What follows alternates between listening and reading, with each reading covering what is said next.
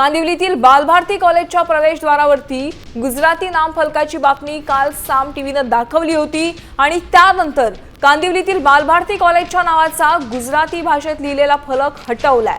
ठाकरे सेना आणि मनसेनेही गुजराती भाषेत लिहिलेला बोर्ड काढून टाकण्याचा इशारा दिला होता।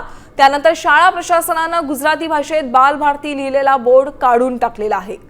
आपण या दोन दृश्यांच्या माध्यमातून पाहतोय कालपर्यंत बालभारती कॉलेजमध्ये गुजराती फलक होतं आणि सामना बातमी दाखवताच हा बोर्ड हटवण्यात आलाय।